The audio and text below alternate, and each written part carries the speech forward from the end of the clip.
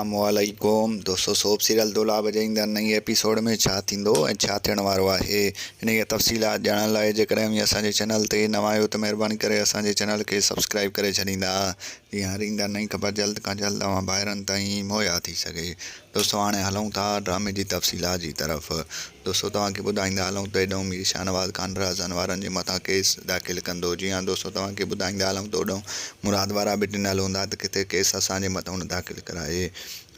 तव्हांखे ॿुधाईंदा हलूं त उन्हनि जे विच में हाणे मीर मंसूर ख़ान अची वेंदो ऐं मंसूर ख़ान चाहींदो त जेको आहे सो कंहिं ते बि फ़िलहालु केस न थिए, नामालूम अमरा ते केस थिए। ऐं तव्हांखे ॿुधाईंदा हलूं त होॾो वरी राज़न वारा जेको आहे सो मीर शाहनवाज़ ख़ान ते केस विझण जी कोशिशि कंदा। ऐं हाणे ॾिसणो इहो आहे त छा जेको आहे सो मंसूर ख़ान वारा राज़न वारनि सां गॾिजी करे जेको आहे सो छा मीर शाहनवाज़ ख़ान ते केस दाख़िल कंदा या मीर शाहनवाज़ ख़ान अकेलो हिननि सभिनी ते भारी थी वेंदो ऐं उन्हनि जे मथां केस दाख़िल कंदो। ऐं ॾिसणु तमामु दिलचस्प थियण वारो आहे।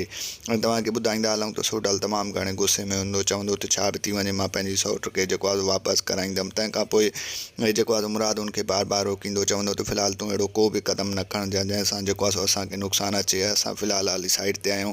हेॾऊं त जेको आहे सो असां जेको आहे मीर शाहनवाज़ ख़ान सां दुश्मनी नथा पारे सघूं, छो जो उहो अदा पीरल खे फ़िलहालु खणी चुको आहे। जेसिताईं उहो असांखे हथु न अचे तेसिताईं असां को बि ख़तमु करण वारा न आहियूं।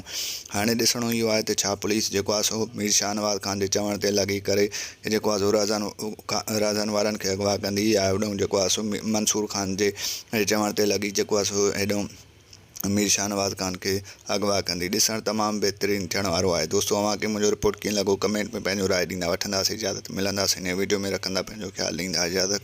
अल्लाह हाफ़िज़।